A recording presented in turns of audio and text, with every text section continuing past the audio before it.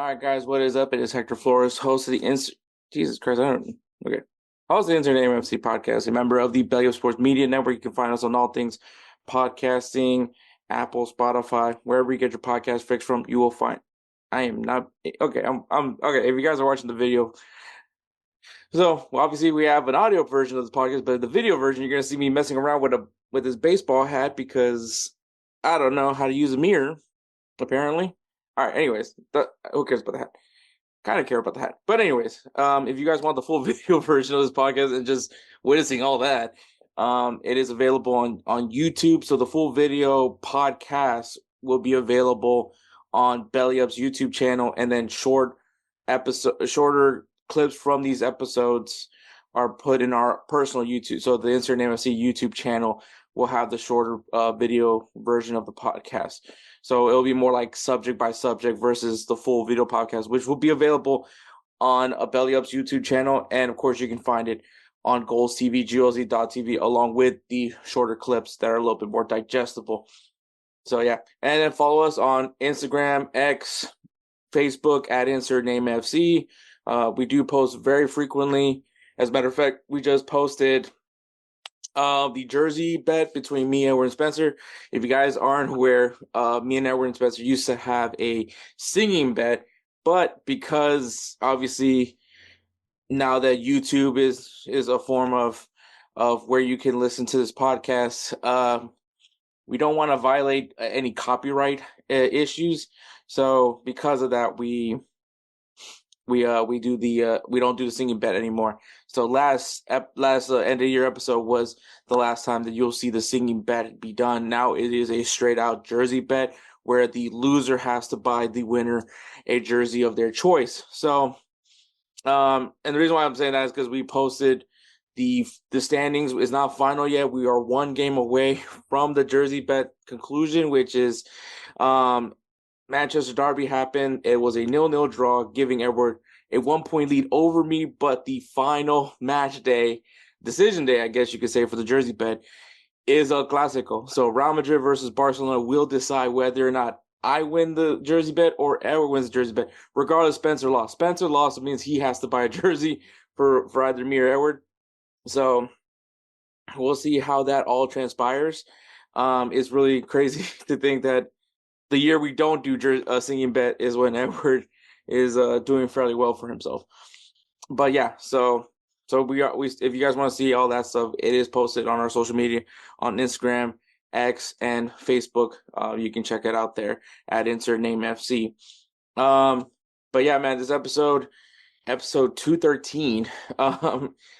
We have headlines. Well, we'll be discussing Messi's bodyguard being banned from being on the sidelines. Carlo Ancelotti maybe back in it for the Brasilia job. Some interesting hype that's getting ready in preparation for the 2026 FIFA World Cup, and obviously MLS Onside episode 7 recap. Sorry. Recap, which is a really interesting episode. It is more centered towards Atlanta United's final push, where they did end up bringing up the biggest upset in MLS Cup history.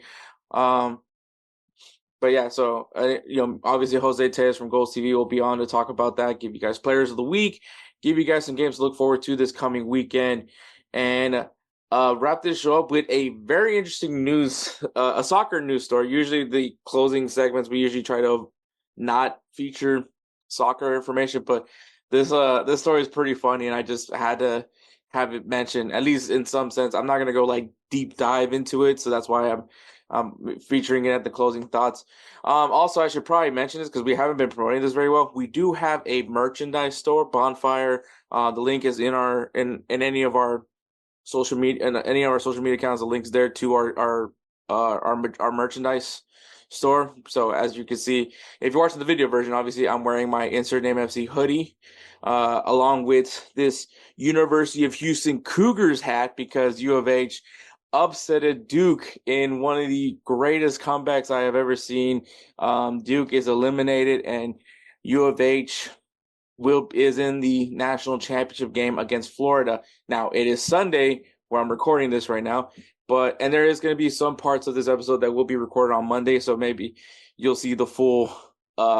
Right now, I'm fully optimistic of the UH Cougars, but we'll see what happens on Monday and see how I react in that one. Whoa, that person has really gotten him or herself into quite a predicament. But just so there is that as well. Make sure you guys want to get some Insert Name FC merch. Check it out over there. Bonfire. We have. I think right now it's just shirts and hoodies, and we did drop the Mauricio Pochettino, maybe the guy, shirt if you guys like that one.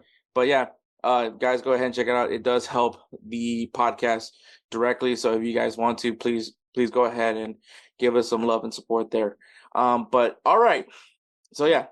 So headlines, MLS Onside episode 7, players of the week, games to watch, and a funny news topic involving the game of football. But all right, we'll take a break and then we'll go right into headlines. Let me tell you guys about Belly Up Sports. Belly Up Sports is the internet sports bar. Go ahead and check out their website, www.bellyupsports.com, to read some great articles from great writers all across the country, from hockey, baseball, golf, soccer, you name it. Belly Up Sports is the premier, not your average website. All right, guys, headlines this week. So, Yassine Chouko. Yassine Chouko. I'm going to just say that. I probably butchered his name right now. If you guys don't know, it is Messi's bodyguard. He is the intimidating bald guy that you see walking from sideline to sideline during the Miami games. He has become quite the staple when it comes to MLS now, being that he came from Europe with Messi and has since then been by Messi's side at all times. But it has been announced that from MLS and Inter Miami, I guess, were like the initiators of as to why this is happening. I have no idea. So probably many of you are wondering, well, why is Messi's bodyguard even on the sideline anyways? Well, obviously we're here in the U.S. There's a lot of people that are excited about Messi mania. So there are a lot of people that do try to, which is a big risk in general, trying to storm the field, goes into the field and tries to hug Messi or tries to get a picture with Messi. Obviously most of it is with good intentions, but in reality, you still never know at the end of the day. And I think, as far as like the concern is, reason why, Yassine was on the sideline was obviously to be on the ready whenever things came down. You saw him tracking that person and either beating him before he got to Messi or some sort of. But most of the time, what happens is like he'll catch the guy, and then Messi will probably end up saying like, "Hey, no, it's okay. Let's take a picture." And they take a picture, and then he takes him out. The thing is with me, for people that like choose to storm the pitch, I get it. It's energetic when you see someone do it. It is interesting, but you guys don't realize the implications that comes with it, right? Like you get banned from the stadium. As far as how they track that, I don't ask me, but it is technically against the law to do so. And I mean, yes, I get it. It's cool to get this opportunity to get a picture with Lionel Messi or whoever player you're looking to get a picture with, or have a moment with. It's cool and all that, and I get it. But I get where people are coming from as far as a security standpoint of why Yassine is there. But apparently, I guess many feel that maybe he's just too much of a distraction. Oh, I don't know. I really don't know the reason. I don't know what's the reason behind removing Messi's security guard, just besides the fact that maybe he's a distraction, maybe he thinks see him as a hazard. I don't know. But at the end of the day, Miami decided to do this. It was a Miami decision, though somehow MLS was told that MLS was the one that put the ban in, but I'm guessing through the influence of Inter Miami. Now, he is still acting as Messi's security guard. Like, that's not changing. He is still under Inter Miami's umbrella. He still works for their security team, works with MLS, with their security staff. So he still will travel with Messi. He will still be with Messi at all times, just he can't be on the sideline. So I assume that there's either going to be a private box for him, or he'll probably just be at the tunnel and just be on the ready if anything goes down. But I think it's just but I think obviously Messi made this decision, not the whole banning part, but chose to bring in a security guard for reasons of this matter. It's not just here in the U.S. Obviously, when we talk about him possibly going to Mexico or South America or anywhere in Latin America, the same thing's going to happen. People are going to storm the field to try to have a moment with Messi, and so that was kind of the reason for Yacine. Yacine is there for that. I think security might be a little bit stricter in Europe and might be a little bit more better in Europe. I'm just saying, I mean, yes, we've had more cases, but usually it's been more like mobs storming the field in these matches. And yes, we have the occasional streaker from time to time, but it's very few amount of times that we do have people storming the pitch. Whereas with Inter Miami, it happens a lot more frequently than we expected. So, and we got a quote from Yacine. I was in Europe for 7 years working for Ligue 1 and the Champions League, and only 6 people invaded the pitch. I love MLS and CONCACAF, but we have to work together. I love helping. I'm not better than anyone, but I have a wealth of experience in Europe. It's fine. I understand the decision, but I think we could do better. So, obviously, like I said, it's not as frequent as it happens here, especially right now with Messi mania very much being prevalent here in the U.S. But it just it does need to get better. And it's funny because we're talking about MLS and CONCACAF, maybe not the best places when it comes to upholding standards, but it is something that needs to be discussed. Security needs to be taken a lot more seriously in these matches, especially when you have people storming the field more frequently than you're seeing in Europe. And so I think that needs to be discussed. I think Yacine could be quite an asset, and maybe MLS is talking to him. Maybe they are trying to figure out how to make this a safer situation for not only players but for fans as well. And so we'll see what happens. Messi is just, from what I've read, Messi is definitely not happy with this. I think he likes having Yacine available on the ready on the sidelines for him, but it is what it is. We'll see what happens. I think it'll be an interesting storyline to follow now that if there's going to be more pitch invaders, if they're not, what's going to happen now that Yacine is not by the sidelines? Like, are people going to be bolder than they were before and try to see if they can get a slight advantage to try to get a better chance at getting a one-on-one with Messi. So we'll see all that how that all is gonna break down. It's just interesting just because I feel like now Messi and Yacine are just go hand in hand and you just expect these two together. He's an interesting guy. I would love to learn more about this guy. I would love to interview this guy because I just think it's interesting, right? Because since Messi has come to Miami, he's just been there. He's been an enigma to me now, where I am very much intrigued on the Yacine guy. So yeah, I think what's his background? Is he ex-military? Things like that. I am very intrigued by this guy. By the way, maybe it's sus. I don't know, but the guy seems interesting to me. So that's where I'm coming off at. But yeah, that's the whole Yacine situation. Now, Carlo Ancelotti. So if you guys remember, Brazil sacked their manager, Dorival Jr., after a 4-1 loss to Argentina. One of the most embarrassing performances I've seen from Brazil. Actually, this Brazil in general has been just super overwhelming. They have not been good, and it's crazy because it has so much talent in that roster. You're talking about the names like Rodrigo and Vinicius Jr. You're talking about Rafinha. You're talking about Cunha, who's kind of become a rising star right now in the Premier League. Obviously Alisson, probably one of the best goalkeepers in the world. Even the back line should be one of the best back lines in the world. Mind you, there's injuries, and I get that part. But along with all that, though, it's just I just don't know what's going on with Brazil, and it's insane that maybe there's an arrogance there. Maybe it's not the same Brazil that we grew up on, right? The Joga Bonito, the Ronaldinho, the Ronaldo, the Adriano, the Roberto Carlos, the Kaká, like all that stuff. Like maybe we're just past that era now, and this era is just they just don't have it. Maybe that's what it is. They just can't function as a team. Maybe too many individuals on that team. Maybe that's the root cause of what's going on with Brazil. I don't know. I'm just stating from what I think.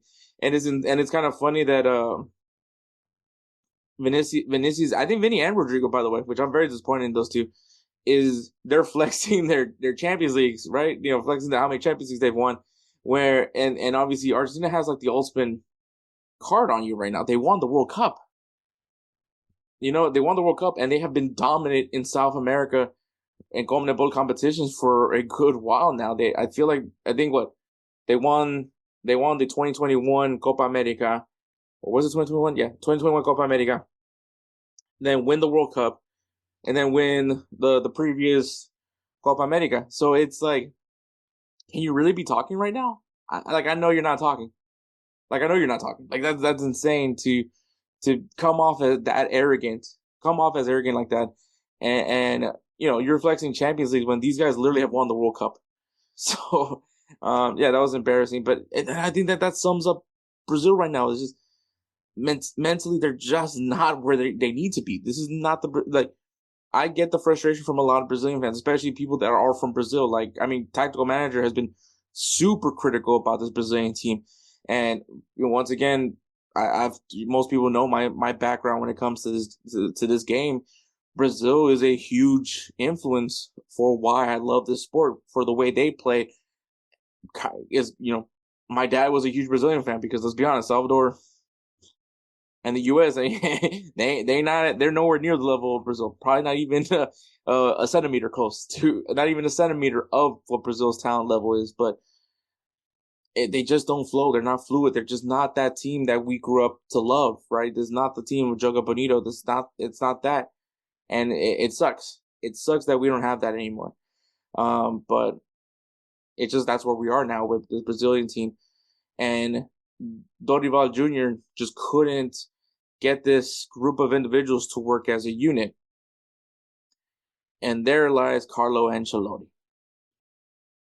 And most people are probably like, oh, man, you guys are, maybe we're just overhyping Ancelotti at this point. But the man has been able to do it with names. We're talking about, you can go back at that AC Milan team that he had. You can go back to that Chelsea team that he had. Bayern Munich, when he coached Bayern Munich, he did pretty well with PSG as well. And then now with Real Madrid, with all those names that Real Madrid has, and he has gotten some out of it, right? Maybe this season's a little bit overwhelming for Real Madrid because just, not where you want them to be. They're still winning games. I mean, they're still in contention for the for La Liga, but still trying to figure out the whole Mbappe thing. And I think also the fact that a lot of Brazilian players play for Real Madrid, obviously have a lot of respect to Carlo Ancelotti. In general, I think a lot of people have a lot of respect for Carlo Ancelotti. So I think that would at least help. Maybe there's already like a respect for him where they're going to lock in and listen to whatever Don Carlo Ancelotti is going to tell them to do.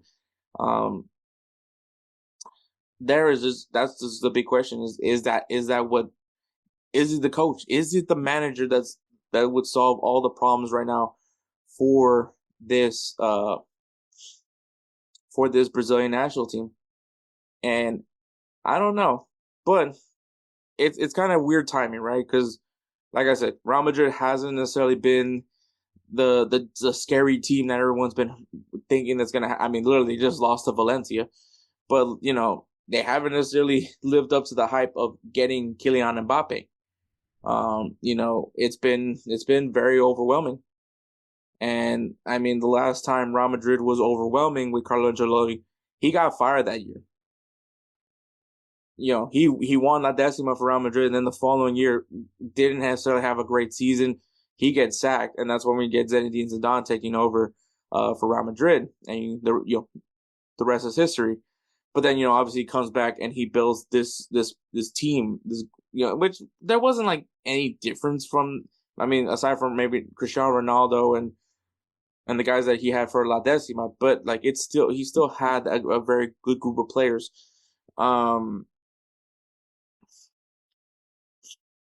But the reason why I'm saying that, like right now, as things are overwhelming, if Real Madrid somehow in this year does not come out with any silver, obviously they're in the Copa del Rey final against Barcelona.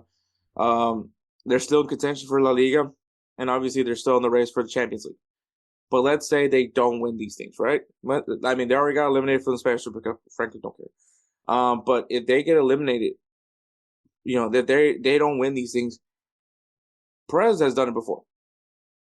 I'm just saying, Perez has done it before where he has fired coaches because he felt like they weren't living up to the standard. And I think that that's a good possibility that it could happen again. And then the reason why I say that is because obviously the rumors are always going to be there for Xabi Alonso, right? Xabi Alonso doing all that he's doing right now with Bayer Leverkusen.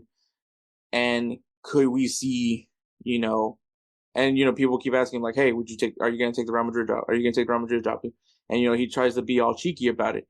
I think he has one more year left on his contract with Bayer Leverkusen. I'm not saying that that's important by any means. And then same thing with Ancelotti. I think he has one more year to his contract. So, but with those two things, where Real Madrid is always trying to get the next best thing, right? And Xabi Alonso looks very much like he's going to be the next best thing as a manager.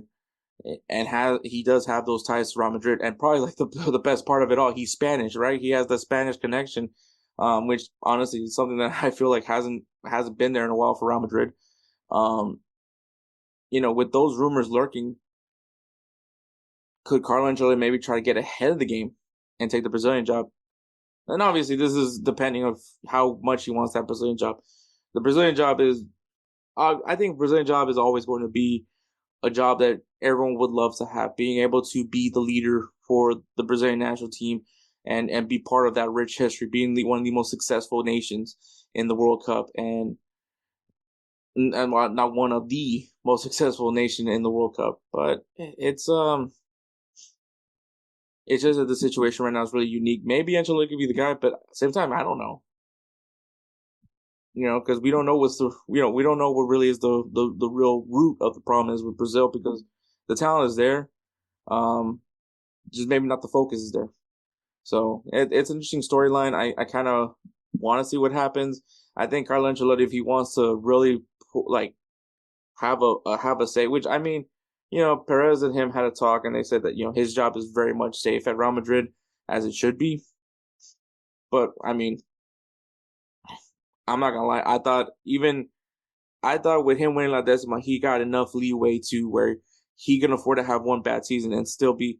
And even if he had that one bad year, go into the following year, and I still felt confident with him in Real Madrid. But obviously, after that one bad year, they sacked him. So I'm just saying, I wouldn't trust Real Madrid as much, even if Perez is telling me that don't worry, your job's not in jeopardy or anything like that, because like I said, if there's a shot, if Perez has a shot at getting Xabi Alonso, he's going to take it. He is going to take it and not look back. And I wouldn't be against it, and I totally get it as someone that has supported Real Madrid for so many years. I know how cutthroat they are. Look how they treated Iker Casillas when he left. The whole Sergio Ramos thing, I don't think is true. But, they don't necessarily. Raul was done pretty dirty as well, in my opinion. So, I would say it's not outside the realm of possibility. It's not. And so, like I said, if Perez has a chance to go get Xabi Alonso, I think he's very much going to take it. So, if you're Carlo Ancelotti, why wouldn't you want to try to flip the script, right? Right. So that's my thought on that one. Righteous Felon Craft Jerky is the official jerky of Belly Up Sports. For over a decade, Righteous Felon Craft Jerky has led the American meat snack revolution by concocting delicious, adventurous, U.S.-sourced jerky recipes for uncompromising carnivores across the country. With 15 different flavors to choose from, Righteous Felon has all jerky lovers covered, and by using promo code BELLYUP, you will get 15% off your purchase at righteousfelon.com. Do your taste buds a favor today and rip into a bag of Righteous Felon jerky. All right, the 2026 FIFA World Cup, we are literally a little bit more than a year away from the biggest event in sports. And I say that not one of the biggest event in sports. Representing your country, but we're also doing it here in the U.S. And I think that that's something that's important to mention, because you've heard me, you've heard Jose, you've heard plenty of people talk about it. The U.S. is in fact a football nation, not the traditional football nation, right? But I'm saying that there's a lot of fandom in football. They're just not a soccer. Well, actually, no, correction. I don't think that's what I said. U.S. is a soccer nation. They're not a football nation. They're kind of becoming a football nation because of all the Latin influence, but it's still the U.S. and there's still people here in this country that don't generally think soccer is a legitimate sport for some weird reason. For some weird reason, they can't comprehend why the rest of the world loves this game, yet they feel that they're the ones that can say what is what, what is what, right? Look, I grew up in the United States. I love it. I love the United States. I love being American. I mean, I serve my country. But growing up, someone that does like soccer, someone that does truly love this sport and loves talking about this sport, I get it. I've heard all of it. Like every time when I remember my time in the Marine Corps, everyone was like, "Hey, do you play any sports?" And I was like, "Yeah, I played soccer." Like, "Oh, that's not a sport. Oh, that's not a sport. Oh, no, that's not a real game. It's just guys flopping around." That's like all I heard. The grass fairies, stupid, the flopping. That's the one thing I always hear. And then, and like I said, I grew up in America. I grew up in Texas, where American football is king. I'm a big baseball fan, but at the end of the day, soccer, football, that is the sport for me. But there is still a lot of people that just generally don't care for the sport. Now, there are people that care for the sport. They just don't care for the American product. They don't care about MLS. They don't care very much about the U.S. men's national team. They view the U.S. men's national team as an inferior team, which in reality, they are. And we need to stop acting like the U.S. is in the same conversation as France, Brazil, Spain, Germany. We need to stop believing that we're at that level. We're not that level. We're at the level, like, we're not a minnow, but we're in that middle tier, right? Like that middle tier that could be good at times, but maybe they go on a special run, and who knows, but the U.S. is never going to be an odds-on favorite to win the World Cup. I don't expect them to be the odds-on favorite for this World Cup. So, but I think that people need to understand that's where the U.S. is. The U.S. is not going to be a world beater, or at least viewed as a world beater. And I mean, they can't even, right now, I don't even think you can say the U.S. is a dark horse, because they can't beat a world beater. At least we've seen Mexico do it. We've never seen the U.S. The U.S. has had moments in the past, but recently, we haven't. We just haven't seen it. The England draw is probably like the highlight, honestly, from the World Cup in Qatar. That was probably the highlight of the U.S., and that is a draw. We didn't beat England. We drew against England. And also, it's an England that a lot of people find to be overwhelming sometimes as well. With that being said, man, this U.S. team is just not that. So when people don't care about the U.S. men's, the reason why many Americans would probably not care for the World Cup is because if the U.S. is in it and they're not good, they want to support a team that's going to win it, and the U.S. is not even remotely close to having a team that can win it. Maybe in a few years, if we're able to do the youth system correctly, if pay to play could somehow be removed at some point, who knows? But right now, it's just we're limited. The U.S. is very limited with what they have. They have the infrastructure, they have all that, but they just have a limited player pool. And the reason why I say that is because you can see what happens when you have an unlimited player pool. You get what the U.S. women's national team is, right? That is a prime example. They don't have a proper youth system, but the soccer for women is very much accessible. There is a women's soccer team in every college almost.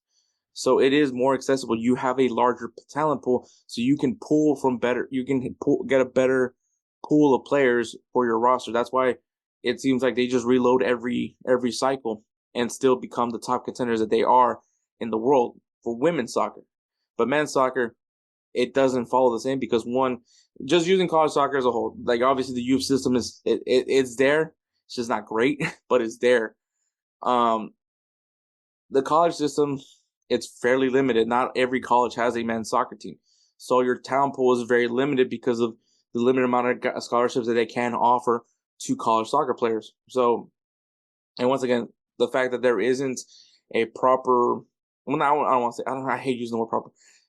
The fact that you don't have like a good youth system, that's what hurts the U.S. in this case. And that's why they get with a limited player pool. If you had a much larger player pool, maybe you get more Ricardo Pepis, maybe you get more Diego Lunas, that can show mentality with the same time of talent. And, like a few more will slip through the cracks. And I think that's what's missing for the U.S. right now. Till they were able to get that, they're just not going to get it. Anyways, aside from that, they still need to build hype around it. And you're kind of seeing now, like you're seeing Gianni Infantino interviewing with people. I know he was interviewed during the Super Bowl, and they showed him in the Super Bowl. They showed pictures of Messi at the Super Bowl with some of his teammates from Miami.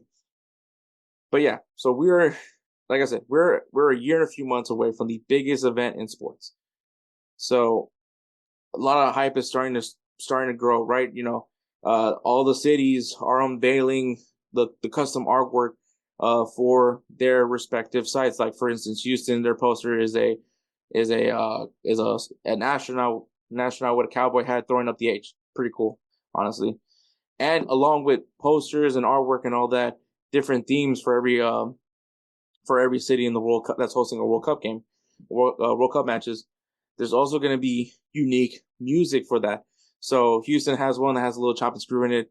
We're actually one of these days, me, Edward, Kelsey, and I think Spencer, we're gonna do a 3 up, 3 down on that because I think it'd be really cool to see like what city is like well liked amongst everybody and who was just straight cheeks. But so you have that hype going. Now you're seeing like some of the crossover collabs with Adidas, right? Because you have Messi and Patrick Mahomes at your disposal. So they had at BMO Stadium in LA, they had a picture with Messi and Patrick Mahomes, right? Messi, the GOAT, right? The GOAT for a lot of people when it comes to soccer, and Patrick Mahomes, the GOAT right now for American football.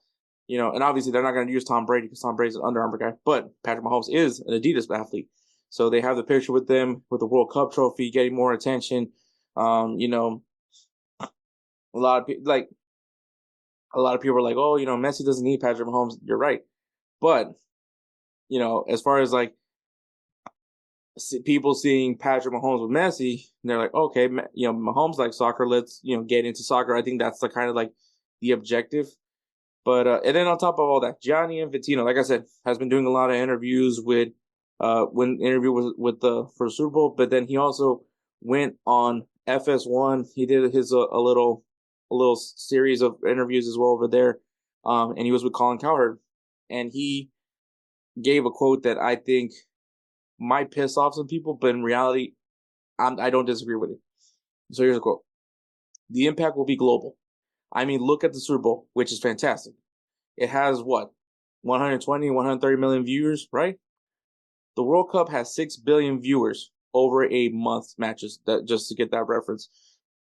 So a World Cup is 104 Super Bowls in a month, which is 3 Super Bowls a day. This can happen every week if you have the best league in the world. Now, some people, once again, you like every Super Bowl, you always have the all-time clip of the guy asking like, what's bigger, winning, what's bigger, the World Cup or the Super Bowl, and everyone's like, you have the Americans saying, oh, the Super Bowl, it's the ultimate gladiator sport and all. Technically, the closest thing to gladiator sport is combat, is the combat sport, like MMA and boxing.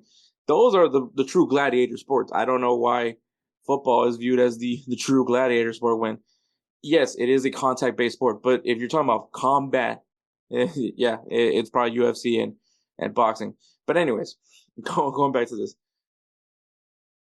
I don't think the thing is with me, I think this goes back to just me growing up as an American that loves soccer. The people that just don't get soccer, that don't get why the rest of the world likes this sport, why they don't get it, and it's just you point out like people love this sport. Like the Super Bowl, yes, gets a lot of views, but that's one game out of the year. The World Cup, every single game gets that kind of viewership because you're getting a chance to watch teammates play, teammates from a club play against each other because they're playing for different countries. You have guys that maybe their country has never been up there before. You get these cool stories, right? Like, a few years ago we had Honduras make it to the World Cup. We had 2006 prime example. Ecuador made their first appearance in the World Cup, and you could just see the emotions on these guys representing their country. Like the storylines in the World Cup is just there's nothing close to it. And every single game does in fact matter because in those 3 group matches, you have to perform your best to become those top 2 teams that goes on to the knockout round. So it is very imperative. Each match is very crucial. And so, yes, because it is the world sport, yeah, it is massive. You're going to have multiple views for this one game. Yeah, it could be Japan versus New Zealand. There's going to be a lot of views in that match. And so it doesn't matter the countries because each game is significant, especially when we get down to those final days, those final match days of the group stage. And then when it gets to the knockout round, when it's win or go home, it's going to get more and more intense. The viewership's going to be crazy. The World Cup is significantly larger than the Super Bowl. It is just a fact. This is in general a fact. I mean, and I hate using the Super Bowl as a comparison because in reality it's different, right? Super Bowl is every year. A World Cup is every 4 years. So every 4 years you build up the hype and excitement. You're hoping that your national team's generation of players, that rotation, that pool of players can do something special and win a World Cup. That's why how like everyone right now in the U.S. finds this World Cup very imperative because this is the first this is a chance to finally start getting Americans into the sport, and get these guys sold on this U.S. team. And we're not talking about winning the World Cup. We're talking about just getting past the group stage, maybe winning a knockout round game. That's what we're hoping for. Hope to get that just to finally get Americans to be like, you know what? Soccer is great. Let's watch more soccer. Let's be part of this. Let's grow this game. That's what we're hoping for. That's what we're actually hoping for. And I think, when we can get people to understand what this sport can do at the highest level, get people to support their local MLS teams, get people to, or USL teams, I don't really care. But for them to understand that this game is so much bigger than they think it is. It is not a minuscule game. It is not a poor man's game. Like whatever they think it is, a communistic ploy, whatever they think this game is, it is far from it. It is a beautiful game. It unites worlds. This a World Cup match. I think it was like there was 2 countries in war, right? They stopped the war. They did a ceasefire just to watch the World Cup. Like that, if that doesn't tell you anything, I just don't know what else is. Like I want more Americans to stop putting the blinders in this game. Like that's really what I want to see. I just want people to stop, disrespecting this game. And I don't, at this point I have no idea what else to do. So, and I think and unfortunately it's gonna come down to how this U.S. team performs in the World Cup. Because if this team performs in the World Cup, we'll get more eyes, guaranteed. But all right, we're gonna take a break and go right into MLS Onside.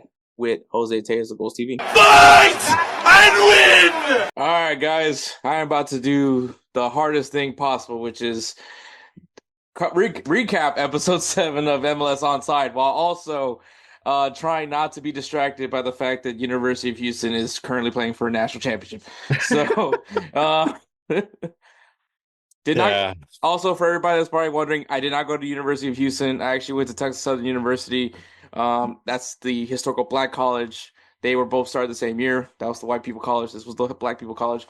So I was gonna ask you why you had the, or how you got the hat. I've never seen you wear that hat.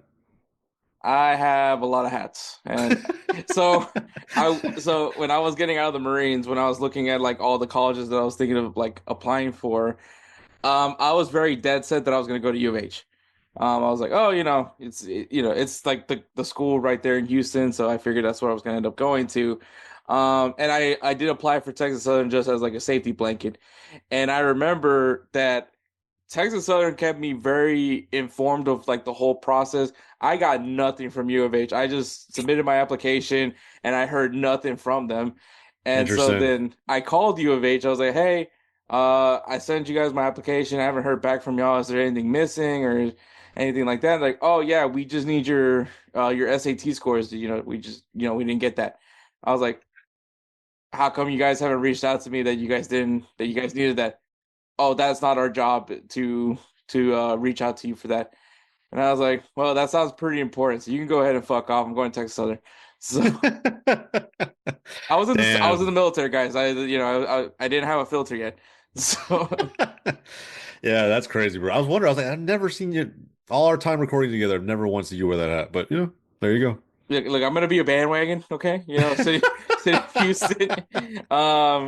Fair weather fan. That's crazy. I root for U of H from time to time, but obviously Texas Southern, actually, funny enough, is actually a basketball college, but not this year. So damn, not this year, not so much this year. But when I was in college, they would always be the 16th seed in this college. If you guys don't know about men's college basketball, they have like March Madness. You have 4 brackets, all up to 16 teams on each side of the bracket. And Texas Southern normally is a 16 seed, so they get stuck with Villanova or North Carolina and get the brakes beat off of them. So that's my reality. But U of H is a really cool story though. Like the coach that they brought in, kind of like a whole, just a whole rebuild. Like for people to understand, like U of H isn't supposed to be a school that's where they are right now. This is a pure commuter school. Similar to where my college, Texas Southern, it was a commuter school. It was a college in a big city. So it's not like, maybe University of Texas is not a good example. College Station, Texas A&M, right? It's a small town, but they have this big-ass college in there. Things like that. And so that was like, that's supposed to be huge. Like U of H and Texas Southern weren't supposed to be big universities. They were just supposed to be commuter schools where you get your degree. But I digress. But yeah, it's pretty cool to see them here in the national championship. Hopefully they do win it. They are up right now. So we'll see. We'll see how professional I stay throughout this whole conversation. Sounds good. Noted. And it's over! Florida is back on top of the college basketball world! But episode 7, man, the big decision. This was an interesting episode. I'm glad that this is where we got episode 7 because I am now back in it. So I was about to say, yeah, same. I love this storyline. I feel like you couldn't not feature this storyline. And so here's the summary, guys. Atlanta United's long road back to title contention hits a tipping point. A decision day miracle sets up a round 1 duel against Inter Miami and Messi. I kind of wish it didn't end it with that part, but it's good true. Marketing right there. That's good marketing. I like that copywriting. It is true. Apple TV, spot on. But yes, it's Atlanta United. This team that I think for a very long time, when you think about Atlanta United, since they came into the MLS, I feel like took the league by storm. They went big. They went and got Tata Martino as their first coach. They went and got Joseph Martinez and got Miguel Almiron to be like their 2 big signings, if you will. And I mean, a good core of players. Brad Guzan, being your goalkeeper, bring him back from Europe to be your starting goalkeeper. Even Parker's, a U.S. men's national team vet, bringing him to kind of be that leader for that first era of Atlanta United. And since then, you always felt like Atlanta United was always just going to be that team in the conversation. Yeah, I mean, yeah. I'm inclined to agree with you all the way around. I will say, I will really, really agree with you with your first point, bro. 100%. This episode got me back in. Like, I kind of knew midway through. I'll be honest, I kind of knew midway through, but by the end of it too, bro, I was locked in. Sometimes in these on-site episodes, especially in the last couple that we've covered on this show, I don't know about you, bro, but I don't always make it to like where the content kind of fades out into what the preview of the next episode is going to be. I don't always make it that far. With this one, I did, and I'm glad I did, man. It was a good one. It really was a good one. Um, got me fired up again. How many are there? 8 episodes in total? Yeah, so next episode will be the final episode. Yeah, got me fired up for whatever that final one to bring in, and we could talk about that one towards the end. But all in all, man, I think it summarized for the most part Atlanta's season fairly well, fairly accurate. They glazed over a couple parts, but I understand why. Like in the broad narrative they were telling, it was a detail. So, but by the end, bro, I mean, like, you said it last year, right? On our show, we talked about. I think it was you who said Hot Atlanta was America's team, right? That was you. Yeah, Yeah, it yeah. I was. mean, It was bro, a it felt that way, didn't it? Yeah. No, I mean, I think and obviously there was another team that I was like following near that final stretch of games for the MLS season, and that team was Nashville, who I was Mm. like they're in a weird position where they could just win a few games, maybe they end up in the playoff because they were pretty close. They didn't We make saw it obviously, we but saw how that ended. yeah, but I mean still it was a fun ride to be a part of. Yeah. But yeah, no, this Atlanta United team, I think you know, we got to the point where you and me were trying to make AJ of Atlanta United Fan TV feel somewhat happy. Also, little cameo from AJ as well on this episode as well. Hmm. But we try to like he was checked out, and I get it. As speaking as of right now, I'm not Yeah. I'm not the most all in right now with the Houston Dynamo. But hey, finally got a win, even though LAFC take it for what you want, I how was they're about to playing. say, bro, it's a good week. I don't know what's It was happening right a now. Jack McGlynn banger. Answers were answered. A good day, good weekend for Houston fans in general. Dynamo getting the dub against LAFC and U of H upsetting Duke. So Crazy and day for Houston fans. hopefully ending this with a trophy. But I think at the same time, I kind of get what he was going through, especially how that season was going, the expectations going into that season, right? You're having guys like Giacomakis and Almada as your big DPs, right? Guys that, I mean, we heard Xiao Yan, he was prepared to risk it all for Giacomakis. And Yeah. I mean Almada, I mean this was, I mean going in, no, well, I guess not this season, but at this point, this was like MLS's like golden egg at some point because he was like, hey, Yeah. look, he won the World Cup maybe played maybe 2 minutes, but yeah, he was in the World Cup with Argentina. you know? Hey, bro, he won that trophy. But yeah, bro, by that point too, he was already kind of the transfer saga. You know how every team or league kind of has one in almost any given season, right? And some last longer than others, aka, Kylian Mbappe, Real Madrid. That was like half a decade, I swear. But this one was one that I think everyone knew was coming. It was just how much money was Atlanta going to get for him. And that's why like that one to me wasn't as big of a blow to Atlanta because they knew it was coming. Like everybody and their mom who followed the league knew it was coming. Giacomakis, that one hurt. Like that one was like it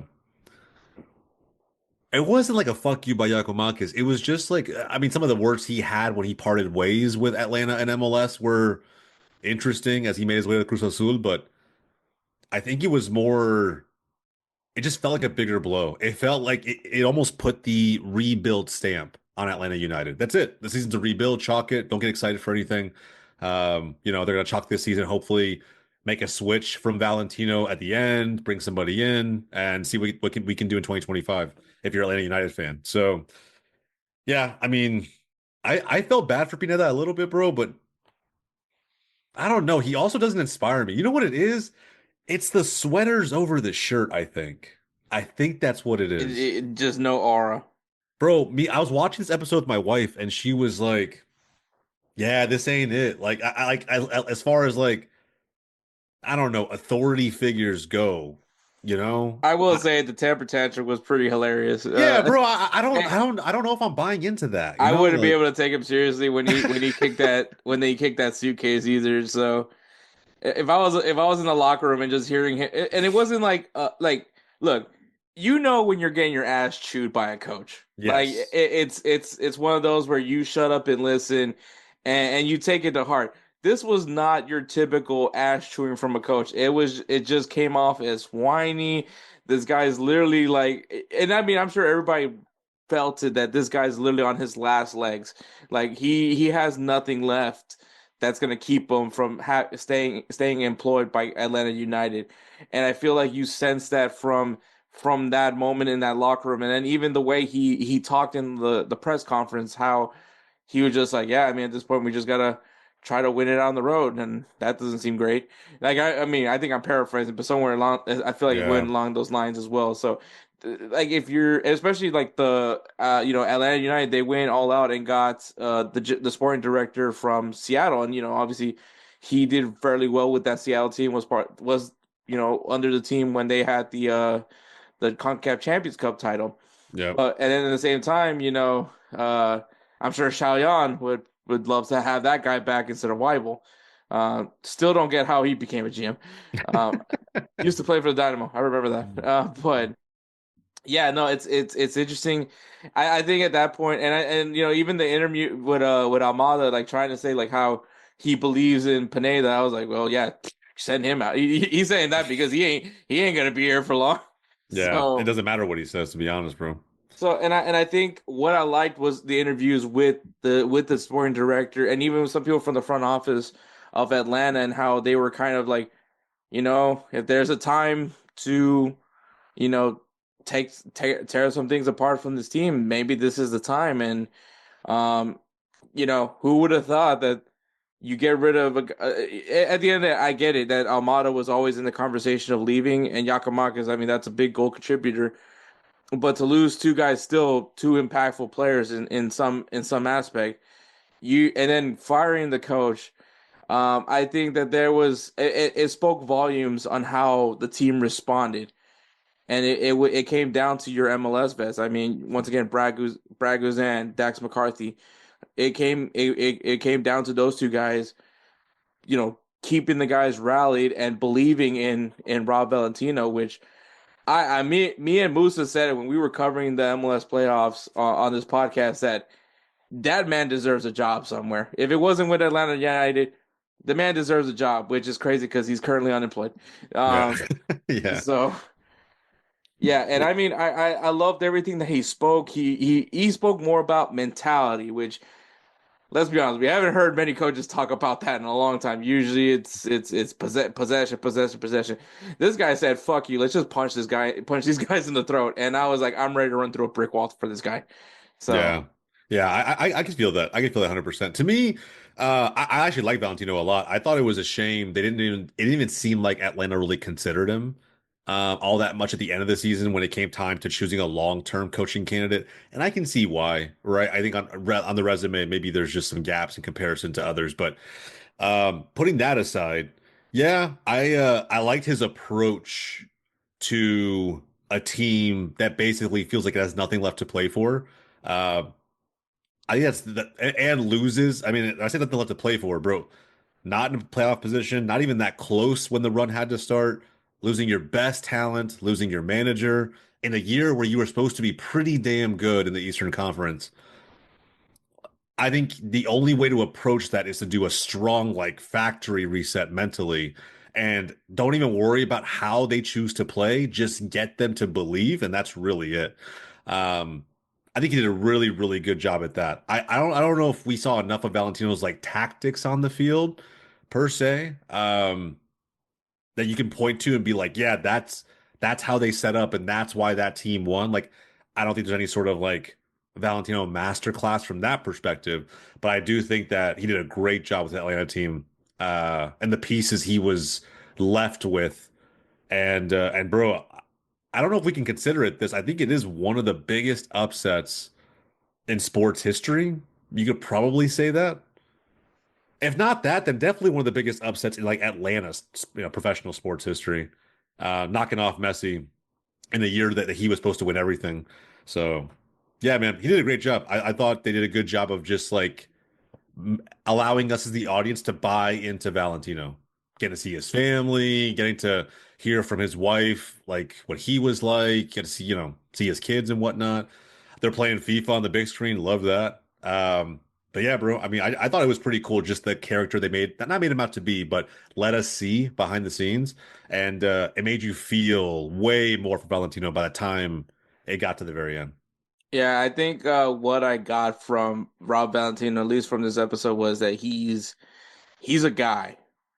And I think that that's probably the right call for, I'll be honest, by Atlanta United's front office to bring him in as the interim. Obviously, he's the assistant to Pineda, which, by the way, they're currently 14th place in Liga MX with 3 wins. His new team and Atlas. So Hmm. take I that for what you wonder. want. I wonder if I mean, I think part of the reason they took a little while to actually like announce Valentino as the interim manager moving forward was, don't you think at some level a manager's coaching staff is kind of, I don't know, it presents like a conflict of interest. Like they work under Pineda. I don't know. I don't think in this scenario they were brought in all as one group together, um, under Pineda as part of like the coaching staff for Atlanta United. But I do know that happens quite a bit, you know, all over the world, frankly. Weirdly enough, in this game, I've noticed that the manager does change, but the staff stays fairly the same. I mean, using the Dynamo for example, because obviously I was once part of that staff. Yeah. Um, the strength and conditioning coach, that guy's been there for years. You know, It's probably an MLS thing, to be honest, bro. Mr. Paul Caff. Shout out to Yeah. him, cancer beater. Uh, I mean, their goalkeeper coach, he used to be a goalkeeper coach for the Dynamo. He, went off and did some amazing guy, by the way, great guy to talk to. The dude is just stories on stories, and the guy knows all the older people mingle spots here in Houston. I don't. He told me if I wanted to go, I was like, I'm good. But great Still, guy, awesome invite. Yeah, a love great that. offer. Um, I mean, obviously the things that made, Kenny Bundy. I mean, the guy Mm. literally has been part of the youth system with the Dynamo, and then obviously last year was with D2. Now he's with the first team staff. But that's kind of, I think most MLS teams, I think it's fairly similar to that, where the staff stays a little bit the same. They'll change a few pieces here and there. I mean, when I came in, they brought in a new video analyst. I know they actually promoted a dean from the U17 team to become like another analyst type coach for the first team, which now shout out to him because he went from now he's at Plymouth Argyle. So Okay. shout out Like to that third guy. division? Third division? Yes. Yeah. After Rooney fucked that up. So but yeah, now he's with Plymouth Argyle, which I think is really cool. He really, I think is a great guy in general. But yeah, anyways, the whole point of that, the staff doesn't change too much. Maybe a coach here and there. Obviously, the assistant coach that the Dynamo currently have, he was hired last year. He was obviously the coach for Phoenix Rising, the won the USL that year before. Hmm. But yeah, now he's with the Dynamo as an assistant coach. But yeah, no, it's but more than likely it usually has like maybe one or two new faces, but it stays fairly the same. Gotcha. That makes me feel like an expert sometimes.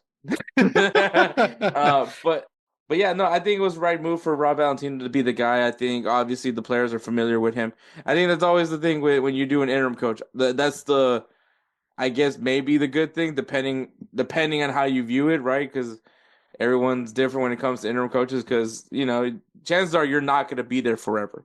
You're just Yeah. there. You're just there temporarily. Have we seen interim coaches become the head coach? Yes, but it's pretty rare. It's a Yeah. pretty rare sight. Yeah, I agree. Either way, for Atlanta United, it makes sense. I'm glad they did it that way. I think Valentino getting a chance to show off what he can do when given the opportunity is going to stick pretty evidently on his stick out on his resume pretty evidently moving forward. It's a good thing for him. So yeah, I think it worked out for everybody, bro. And I'll honesty, what I was thinking when watching them kind of complete the season and get to the point that we know they got to in the playoffs under Valentino, I think if you had asked any Atlanta United fan, of course, hindsight's 2020, but if you ask them, hey, if this is the spot you guys exited as far as the season goes in the postseason with the full team, pretend Pineda never got fired, pretend they didn't sell Giacomakis and Wiley and Almada, and you had your full roster, the one that you were supposed to be really good with. If this had been the exit, would it still have been a pretty successful season? I think most fans would say, yeah. You didn't win MLS Cup, but I don't think you were ever really expected to. And you knocked out Messi and the Barca boys when they had home field advantage in the opening round, and you lost to someone who arguably could have been in MLS Cup final, you know? So, I mean, I don't think it's that bad of a year. So by that standard, man, job well done by Valentino. No, yeah, no, I think for sure. And you know, when you talk about that run, I mean, I think Dax McCarthy kind of explains it the best, by the way, because he having to. I don't know if that was like planned or anything like that, but it was interesting to have that kind of conversation. But they did have it, I guess, which was him explaining like in ML because obviously, yeah, once again, MLS is different from Europe, right? And Europe, it's whoever finishes on top of the table, that's the champion. That's not like that in the MLS. You could literally be the team that just barely qualified and make a run. Does that happen in MLS? Not very often. It's usually one of the teams that you're more unlikely to expect. Maybe like a fourth or higher seed usually ends up winning it. Yeah, but it's happened a few times, and like I will say, last year it was kind of the same on both sides. I mean, obviously Atlanta gets highlighted, but I think the Red Bulls were like seventh Yeah, going they were into the the playoffs. lowest. I think of all time was the lowest seed to ever go into the MLS Cup. So you're absolutely right. But yeah, so I mean, I love how Dax is like, you can literally be terrible and still make it to the playoffs, and you know that was kind of his. Hashtag Sporting Kansas City, bro. Yeah, Hashtag so Sporting KC. and but he's right though. Sometimes it's not about being the best team; it's the team coming in the right form. And I think that becomes that kind of, I guess, what's that word? A foreshadowing of going into this matchup, which I love how they just skip over the wild card round, but I don't blame them, you know, because It was a good game. It was a good game. was it went to Pens, right? Yeah, Or well, it depends. Yeah, it was. I thought it was a pretty good game. I'll be honest. I was enjoying watching Joseph Martinez in that game. It felt like it was his last game, like oh, that's kinda. right, it was the Joseph Martinez maybe revenge game. Yep. Yeah. It kind of felt like it was the game you wanted it to be from like that storyline's perspective. But I understand what they glossed. Like I said, I said it before. They kind of glossed over just moments that were still pretty damn big, but I understand why they did it because there was just so much to tell from Atlanta's full season perspective, especially the end. Bro, I can't think of anybody in recent memory who's had a roller coaster of a season like that from the time the regular season started to where they finished in the postseason. I really can't think of one that like, went through the ups and downs fully and still somehow came on top, came out in a good spot.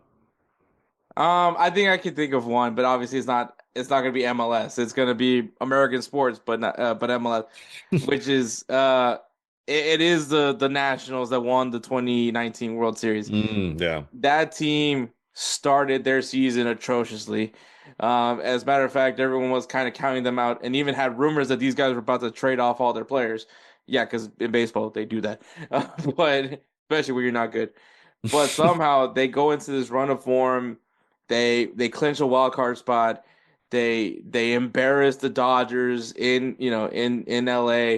They sweep, I think, the Cardinals, who they swept in the NLCS, and then make it to the World Series and literally beat my Houston Astros, unfortunately. Uh, and in one of the weirdest World Series where not a single home team could win a home game, and so happens that the Astros had 4 home games, so it was just one of those like bizarre things. But that team came in the best of form, just was like red hot going into the postseason, where it just seemed like that was team of destiny, kind of vibes. Obviously different from this Atlanta United team, which you say, well, what is it? You're playing with house money at this point, right? Like Yep. and I mean the ultimate house money of it all. You beat Inter Miami. You beat the team that probably gets the most favorable calls if it's if you want to put those tinfoil hats on.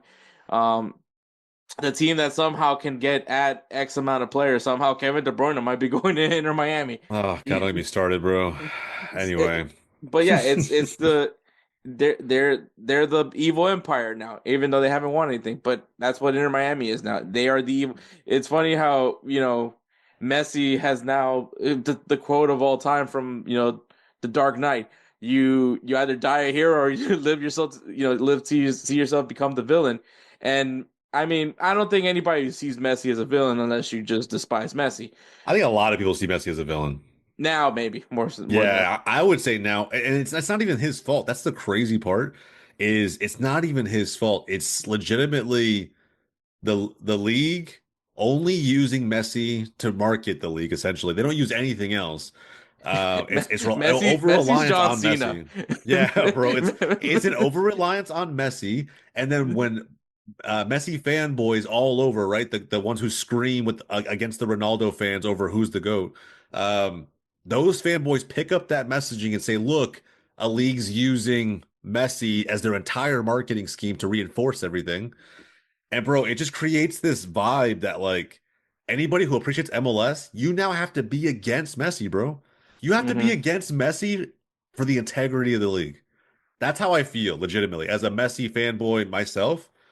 But I can't just like I don't know, hop on that bandwagon, bro. It feels so wrong. Like I feel like as I'm cozying up next to Don Garber or some shit. I don't know. But yeah, bro. I mean, Atlanta legit became America's team, and that's why that upset was so epic, bro. So epic. Like, and speaking of like the favorable calls that you just mentioned, bro, watching it back, watching Campana push down Guzan in the net, and just like the ref telling him, "Yeah, Nothing. I'm not gonna call that. I'm not gonna call that." He's like, you didn't call it? Nope, not gonna do it." Like, bro, it's just like it's insane to me. And it's Um, funny how that immediately became a meme for like all the Miami fans. Like, oh, look how much of a bitch Brad Guzan is. And if you really think about it, the biggest bitch in the whole thing was Capana. Like that was yeah, it was a sucker move. yeah, bro, literally back turned, fucking just like just. And what's your defense? Oh, he was gonna turn around and hit Messi or something. Something along those lines came out. I was like, what, bro? His back is turned and Messi already has the ball and he's taking off. I don't know. It didn't make any sense to me. And then I Suarez think was funny. That whole Suarez altercation. it's He, just it's wild People to me. don't know this, but they used to play against each other back in the Prem.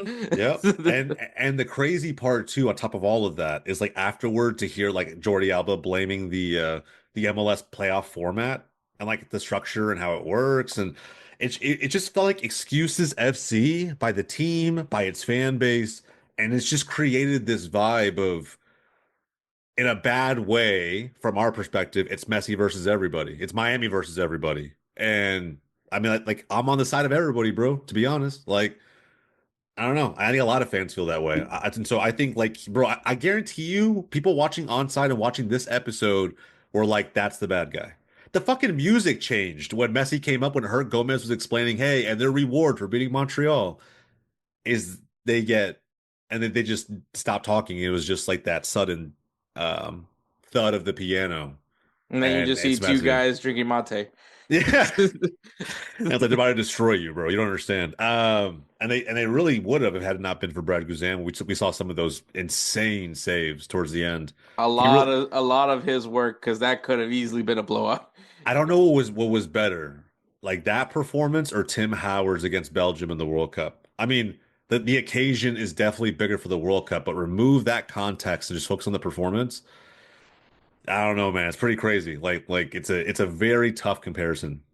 I mean, he literally just must have had watched that World Cup game to get himself prepared for this game. I honestly do feel like it because to me, this I'm like this is the Brad Guzan we were supposed to see because when you think of Brad Guzan, he probably had the worst job ever, which was having to follow up Tim Howard.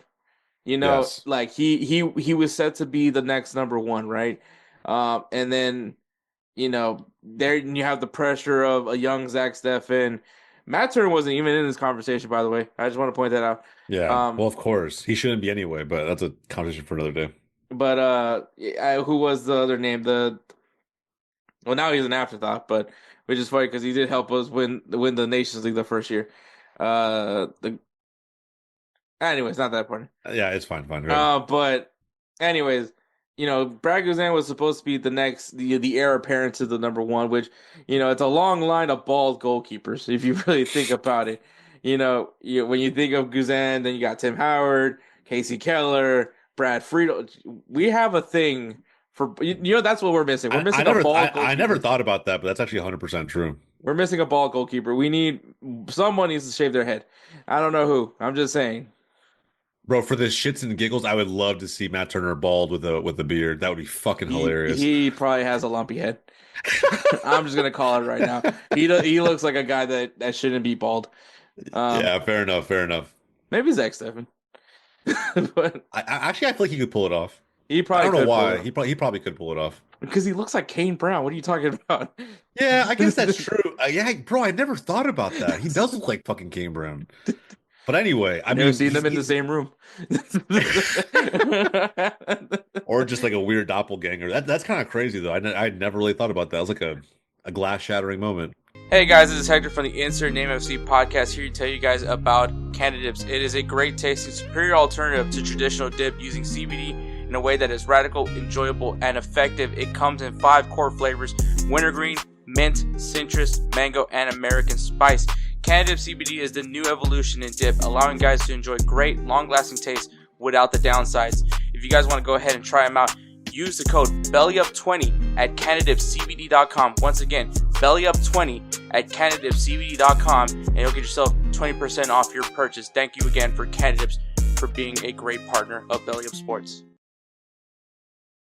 But anyway, I mean, just the facial here, I'm sure he could pull it off. But I don't know, the keeper position since that incredible class of bald keepers has just been pretty damn bad, I'll be honest. And nothing really to write home about. But I think Guzan, bro, I don't know how much longer he has in him. I wonder what that is, because I do remember watching him back in the Villa days. And bro, I'll be honest, man, he you could argue he might have had his best years with Atlanta. Like I definitely think that it was definitely his time at Atlanta. I think I mean, he got a lot of great experience from the time in the Prem. I'm not obviously not going to take that away from him. But I think where he finally got to at least be like the guy for Atlanta United, like he came in being the US men's national team vet. And obviously he's with Parkhurst also along that early Atlanta United team. But I think this was for Atlanta United, this was his team. Like Aston Villa wasn't his team. Even though he was the starting keeper. But I mean, like, I feel like Atlanta United was very much his team. And you can see him kind of taking that pressure on. Not only is he now having to be the captain of the team, but you see him and Dax wanting to make this team, work. You had the weird hot tub scene, which I was like, this is how we prepare our bodies while the young kids are kicking the ball around. That was I was like, okay. Isn't it crazy though how those two players probably had the biggest impact? Mm-hmm. Like if you go back, anybody goes back to watch the game, Guzan, we just literally glazed the last 2-3 minutes. But McCarty, bro, also had like a hell of a game in the six, a hell of a series in the six, actually. Like I thought he held down the midfield very, very well. You can argue that the two old heads were their two best players the whole series. Yeah, I guess they had a point with the hot tub. So I guess it worked, bro. I guess it worked. Also, Brad Guzan. Good job, buddy. Because Dax McCarty looks straight up like a dad. Like, friggin', you got, He does. He looks older. He talks a little bit older too. Guzan, you would like you told me, hey, how old is he? Is he 41? Some shit like that? 40? 40 at least up there, I think. Yeah. If you told me like he's in his 40s, I probably wouldn't believe you. Probably wouldn't blame you. Yeah, Mrs. Guzan's a lucky lady, but but yeah, no, because Dax McCarty looks like a straight dad. Like, I mean, Eh. maybe you see him at like the water park, probably has a shirt off with his kids, and no one would think that guy's a professional soccer player. I mean, that's fair. He's also like, pasty dude with freckles, and I mean, not like a crazy amount of muscle tone. Like he's in good shape, but he's like an in shape suburban dad. I mean, that's what you think. He talks Yeah, like one too, bro. He just yeah. talks like, your friend's dad next door or down the street or something. So, yeah, I He'll mean, probably tell you don't get the insurance when you rent a car. Like all those things. yeah, the life hacks, but But that's who you looked on. That's who you looked upon to be the guys to like lead this core of players along with Valentino. I think if you don't have Guzan and McCarthy in your roster, like I don't know if the guys buy in as much as they would with Valentino. or if you still have some of the guys who maybe commanded more of the attention, like Giacomakis and Almada, maybe not quite as many players are buying into what the old heads are saying, right? Hmm. Just with the distractions in the locker room and whatnot. So, I again, it felt like the perfect storm, bro. Like on so many levels. Departures, the change in coach, the mentality shift. Like it all feels like everything just came together at the right time in the best way possible for Rob Valentino, Atlanta United. And I thought overall, the folks at Apple TV and Onside definitely pretty good job, pretty damn good job capturing all the emotion. Um, I mean, anybody who was tuned into last season knows how crazy that whole upset was, and I feel like when I was going into this episode, I was like, it needs to bring back up some of those emotions that we had last year, and it did. So all in all, the episode was good. Yeah, I think you got that, and I think you got the pressure from the front office to make the big decisions, right? Right? Like you don't make those decisions and expect a run, But clearly, trimming the fat, I guess you can say, ended up working out in the best way possible because you got, uh, the two goals that were scored in that Miami game, right? Yeah. And which one I thought one of them was a replay. When I was watching it, I was like, wait, I thought they were replaying that first goal from John, I think his name was. I Uh, believe he's French. I don't, I can't pronounce his last name, yeah. but yeah, I think I know what you're talking about. Yeah, no, bro. I mean, like I said, it was all in all, man. Yeah, like you mentioned, the critique of the team, the pressure being that felt. Honestly, bro, how cool would it have been to see the man get fired? That would have been crazy. Like yeah, fly on the wall when they actually did when they had the phone call or like did whatever. Oh, I've always wanted to at least try like experience that in some form or fashion as a fan. Just to experience getting see. experience getting fired by a professional MLS team. No, not you, not you. I'm saying like get to see, bro. What I would have given to see Nico Estevez fired at FC Dallas, bro. Oh, okay. Um, I mean, because I can tell you how it feels like to get fired by an MLS team. don't get me wrong, bro. I don't wish anybody getting terminated from their job. That's not what I'm saying. Is that I think at some point you have to hold in a result-oriented business, you have to hold those who are at the wheel accountable. And I feel like sometimes franchises, pro teams in general, make excuses for lack of moves, lack of ambition, for not moving a manager on when it's clearly time. And I don't know, bro. With how much passion we saw from the GM in this episode, just would have been dope, man, to I see mean, dude was behind in closed doors. tears. Dude That's was what I'm like, saying. dude was in cusp of tears. But no, and you're right. I think the thing is, people need to understand that this business is very much cutthroat. It has to be cutthroat. You can't, like, you're gonna have to make decisions, and you're gonna have to let go of people. You're gonna have to let go of people that you didn't even think was even necessary to fire, but you're gonna do it anyways. Yep. Because especially when you're talking about a culture change, and I mean, and in some aspect, this is what Atlanta did. It was a culture change. You're trimming the fat. You're getting rid of the people that have whatever they felt was, I don't want to use cancerous, but cancerous in some sense, and to get the positive mentality to get a team to work unified. You have to make those big decisions. Going back to the Dynamo, I mean, they fired a lot of people that were still stuck in the old regime's ways. They're like, "Oh, this is how we always done it." And it's funny because I actually had a conversation when I was still with the Dynamo where they're like, "Oh yeah, we usually do it like this." I was like, "Yeah, well, the usual way you did this caused us to suck, so I kind of want to do things my own way. If my shit doesn't work, then we'll go back to the old way. But Fair, as of right now, whatever fair. y'all did sucked." So, Fair enough. Fair enough. I mean, yeah. I mean, that's how you have to treat it, though, right? Like, I'm actually prepared to say, like, in some ways, you can argue that it felt like open heart surgery, not just trimming the mhm. fat. It's a major, major shift they were going through. So, and yeah, I don't know if it makes sense to get rid of the old and in with the new for everything. But I think in more cases than not, it's definitely required just to get a fresh start, hit that mental reset. So again, I think they did a good job of just explaining how some of that worked and the expectations and how they dealt with all of it. But just some extra scenes. I know they probably can't show that to us, but damn, bro, that's the behind the scenes or the sneak peek that I'm looking for from some documentary series out there on the sports front. So I mean, I think that what was it, Hard Knocks, that show when the player wasn't able to that, have key card access to like the training bro, facility. when they get cut, I don't know. It's like to me, I just want to hear how the leaders on the team, the coaches, right, approach that situation. Like, what do you say? How do you put it together? How do you help that person understand? Um, Getting cut from tryouts or like from training camp is different. But that GM had so much passion, bro. I just want to see what his rationale was to Hmm. Gonzalo. Like how do you like I don't know, man. How do you go about that whole process? What do you say? It would have been super interesting. No, yeah, I agree with that one. But I think this episode was very much a great palate cleanser for these last two episodes. Um, Yeah.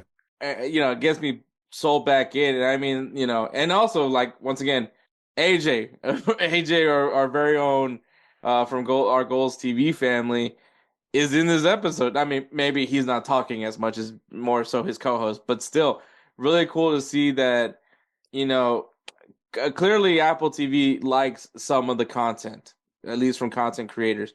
And I know Atlanta United has more of a connection with the city of Atlanta, which also, by the way, I love the shots that they had of the Atlanta fans, even the pregame hype and all the. I think Atlanta is uh one of the most enjoyable fan bases when it comes to MLS. I think obviously definitely know how to pack a stadium when there's a reason to pack the stadium. Um, but still, just the culture of Atlanta United. Atlanta is just a culture that it's hard to explain unless you're there. And I think it's also the fact that like you have so many Atlanta rappers that are super supportive for Atlanta United. You got Waka Flocka going to these games, you know. Yeah. So uh, I think they do a good job. Atlanta United's, bro, I have nothing but respect for Atlanta United.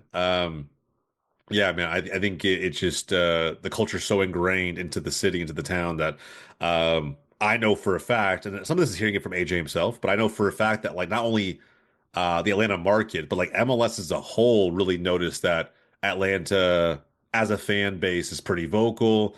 And I mean, bro, with AJ, make no mistake, man, he's one of the OGs of like the MLS content creator space and, giving fans a voice and obviously communicating his own opinions on his show and his channel.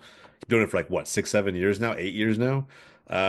So he's been doing it for a long time, and bro, it's awesome to see that he got into this series. I actually heard his voice yeah, I a heard. couple amount of times. Yeah, it was a fair amount. But yeah, bro, I mean, obviously, there's no, in my opinion, no better source for Atlanta United coverage out there than AJ and Atlanta United Fan TV. But yeah, bro, it's crazy. I was literally just with them in person at All Star last summer, and now this fucking dude's on onside. I mean, we'll see what's next. And that just tells me that I gotta say dumber shit on on Goals TV. So I get a feature. It's So- crazy, bro. Crazy. I love that though. I love that. but yeah, man. Aside from that, man, I think this was a great episode. I do love, I do love just going back to this Miami just implosion, if you will, because of just everything that went by. You said it, excuses FC, but also all the people that were like fans of just Messi, so confused, calling it a third leg. when it was very much not a third leg. Look, I'm not a fan of this playoff format, but when it came down to pissing off all these plastic Inter Miami fans, I was like, you know what? This is the best playoff format in the world. No changes to this format, but please do change it. The crazy part is though, bro, is that like okay, even if it was a two-leg format, the only way they go through is on away goals or penalties. Right? So like it's still not clear cut, even if they go back to what they're used to for Miami to go through in this one. I truly think Messi fanboys are so locked in for 2025. And if you didn't know why, it's because of what you saw in this episode of 2024. Um, it's just now, bro, it's like super personal. And we know this on the Goals TV YouTube channel in the comment section that I feel like we're fighting in every single week. So, they're just on another level. Like, bro, we basically can't even say anything negative about Miami without it looking like we're just straight up haters. So Which is crazy because this team has yet to prove that they are, you know, an MLS Cup contender. I I've mean, yes, had, I mean they're doing really well in the season, but I mean bro, like it's crazy. I've not just had football intelligence questioned. I've had my actual overall intelligence questioned for simply just not picking Miami to win every game they play. Like, bro, like I don't understand. Like, I don't care what sport we're talking about, what league we're talking about. The most dominant team out there loses matches. They do. Like it's true of anybody. There's not a single team in the world in any professional football league that is winning every game of every season. Like I don't care if it's MLS or not, I bro. mean just So look at Real Madrid this past weekend. So it happens. It happens to everybody. But again, like being so like you could tell who hasn't watched MLS.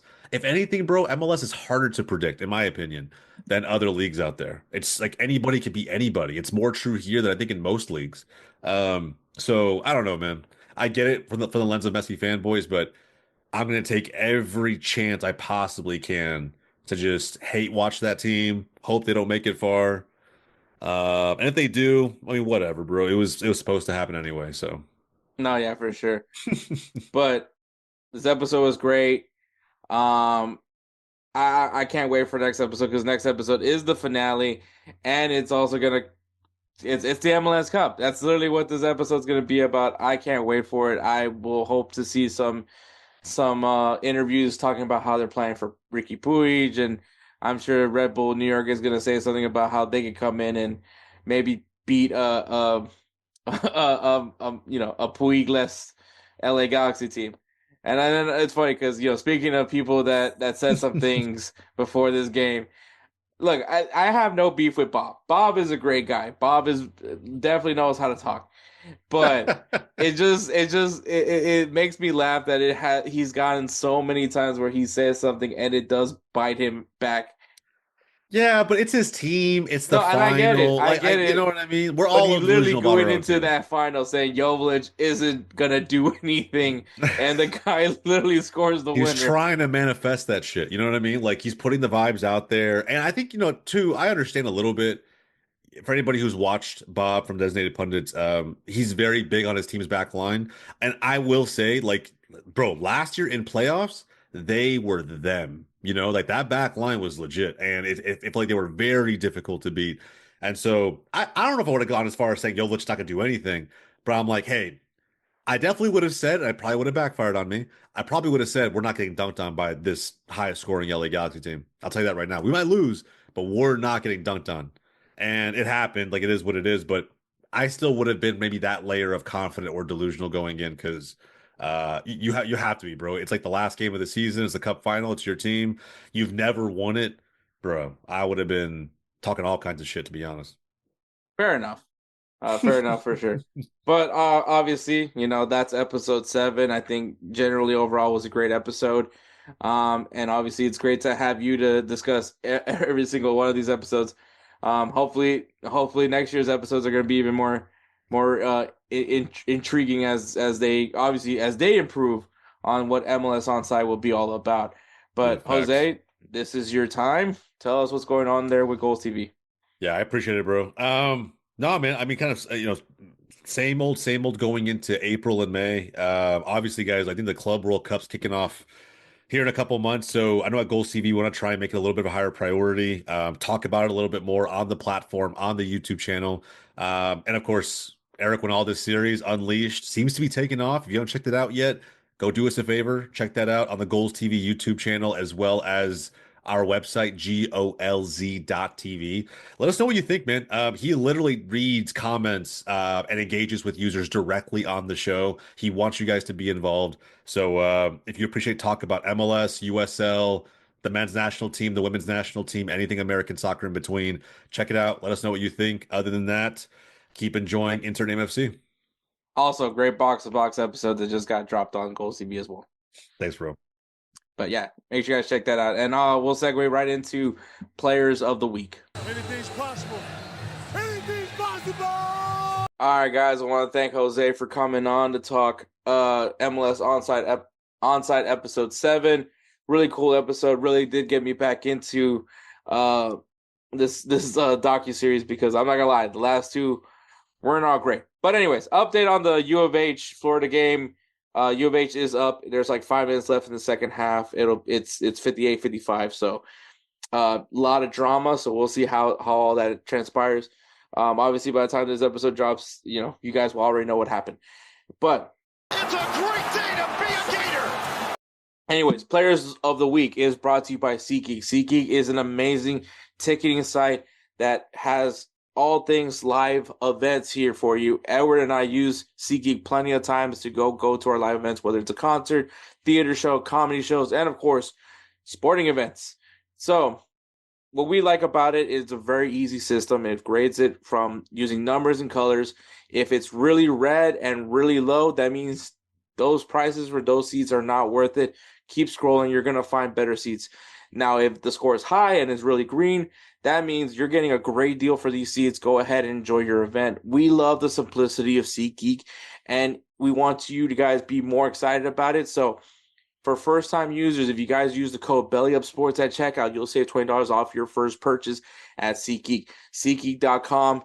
Use that code BellyUpSports and save yourself $20 off your first purchase. SeatGeek, life's an event. We got the tickets. All right, my player of the week is Armenian Dimitrovic, who scores a hat-trick in VfB Stuttgart's 4-0 victory against Bochum. And Edwards' player of the week is Maximilian Bien, who scored 2 assists, provided 2 assists in Borussia Dortmund's 4-1 win against SC Freiburg. So those are our players of the week. So congratulations to Dimitrovic and Beer for being our players of the week. Once again, guys, go to SeatGeek.com, use that code BellyUpSports, and you'll save $20 off your first purchase. And we'll go ahead and segue into games to look forward to this coming weekend. I'm a pupusa man myself. Better than tacos to me. I gotta go with them. All right, guys, games to watch. We have in Mexico, we got Necaxa versus Pachuca, Tigres versus Monterrey, juicy matchup there. And then America versus Cruz Azul, both of them from the city of DF, so that'll be a very interesting rivalry there. In Liga, we got AS Monaco versus Marseille, and AJ Auxerre taking on Lyon. In the Bundesliga, we got VfL Wolfsburg taking on RB Leipzig. And their classer, Bayern Munich versus Borussia Dortmund. So a big rivalry matchup going on there in the Bundesliga. In the Serie A, we got Atalanta taking on Bologna, and Lazio versus Roma. Obviously this could dictate some changes in the standings in the league tables for Serie A.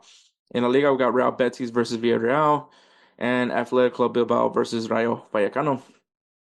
In the Premier League, we got Manchester City taking on Crystal Palace, and Arsenal versus Brentford. So obviously not all the matches that are happening this weekend, but if you need a good beginner's guide, well, there you go. So we're going to take a break and then go right into wrapping the show up. Hey everyone, it's Ryan from No Credentials Required to talk to you about one of our newest partners at Belly Up Sports, SeatGeek. Yeah, live sports is great on television, but the feeling of being at the arena is a priceless experience. That's why our friends at SeatGeek are there to help you find the best tickets at the best prices. Not only can you get tickets to sporting events, but you can also get tickets to concerts, comedy shows, musicals, and more. Search for your desired event now at SeatGeek.com, enter promo code BellyUpSports at checkout, and you save $20 off your first purchase. SeatGeek. Life's an event. We have the tickets. All right, guys. First, I want to thank Jose for coming on to cover episode 7 of of MLS Onside. I don't know why I forgot about what I was gonna say. But yeah, thanks for coming on. But let me talk about this story, man, because this story is crazy. Um, so the U.S. Open Cup, it's one of the oldest tournament. The Lamar Hunt U.S. Open Cup is probably like the most traditional football thing that the U.S. has because it is very much an open tournament. Anybody can enter, anybody can qualify for it.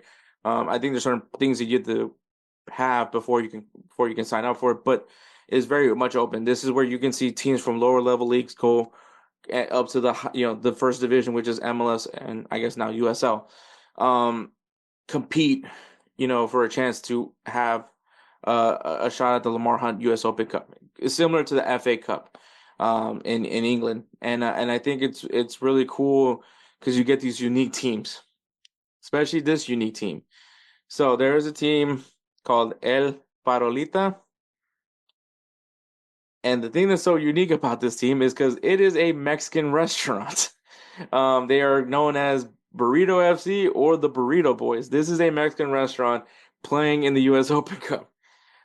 And they just defeated Monterey Bay FC 2-1. April 16th, they do have a game against Sacramento Republic. But I just love this story. And the reason why I love this story a little bit more is because when I was living in North Carolina, I was looking for a soccer team to play for, trying to do some Sunday league. Just give me something to get out of my barracks room. And I ended up becoming friends with some guys at this First of all, I'm gonna be honest with you, it wasn't a Mexican restaurant. The food was terrible. The food wasn't terrible, but the food wasn't Mexican. The funny thing is the more north you get away from Mexico, the more I feel like the food is not as authentic, not as good. Whereas, Texas or California, Arizona, like the Mexican food is probably going to be pretty damn near close to what it's like over in Mexico. But the further up you go, it ain't it. And anyway, but a lot of guys in my unit, we go to this restaurant called El Ceros, and mainly because they pour a little hard on the margaritas, but aside from that too, the food was decent, and so and obviously endless chips. So we would go there a lot, and so so I had a friend from my unit that me and him would go play soccer whenever we'll go play soccer. Sometimes we befriended some guys on base that do play soccer like on the weekends or like at the end of like after work we'll go hit up the field and play a few games, play like a little quick game of futbolito. And yeah, so he told me that there was a team that they were looking for some players, so I went to go to that practice, and yeah, it was so funny because I was like, wait, these are guys from El Ceros. And so we were playing I was playing in a team with a Mexican restaurant. It was kind of funny. Yes, there was a lot of jokes in my unit. Well, no, okay, I guess not a lot of jokes because we didn't really talk about it too much, but it was pretty cool. I did actually play for a Mexican restaurant. No, we were nowhere near qualifying for the U.S. Open Cup, but I just thought it was funny. It brought back a core memory that I completely forgot that happened. I did play for a Mexican restaurant for a soccer team. It was pretty cool. It was actually pretty fun. But yeah, man, hopefully April 16th we'll see. And also U.S. Open Cup is now going to be available on CBS Sports Network, Paramount Plus. So I think that's really cool because, like I said, I used to complain about who's going to be, where can we view these games because used to had to go on the team website, on the MLS team's website, or you had to go on YouTube, different avenues. There wasn't like a set place to watch these matches, and now we do have a set place to watch these matches. So if you guys want to see what El Farolita is gonna do, go check it out, man. I think it's gonna be fun. I'll be watching them for sure. I'll be rooting for these guys. Hopefully maybe I can get a kid out of them. But anyways, I want to give a shout out to the Belly Up Podcast Network. Check out the website, bellyupsports.com. Follow them on Instagram and X at Belly Up Sports. Once again, subscribe to their YouTube channel, Belly Up Sports YouTube channel, so you can see all the other great podcasts that are available here on Belly Up Sports. And of course, Goals TV, GOZ.TV. You heard Jose. He is the founder. He is the guy for Goals TV. Well, check out GOZ.TV, Goals.TV. Check them out. And also follow them on Instagram at goals.tv, GOZ.tv, and on the X at goals_TV, GOZ_TV. So you can see what's going on over there, goals. Also, a shout out to Roosevelt Spencer. He's the namesake for the Roosevelt Spencer Player of the Year Award. He also does the beats for this podcast. So if you guys like the intro and outro for this show, that's the guy that made it. So if you guys need some beat work done, follow him on Instagram at thatguydope. Once again, at thatguydope. And he will take great care of you like he always does with us. With all that being said, man, thank you so much for listening to episode 213. Catch us next week for 214, where we're going to look at the tables as we're going into the final stretch of the season. Also, congratulations to PSG. They already won Ligue 1. And also, sorry, Southampton, you're going back down to the championship. But take care, guys.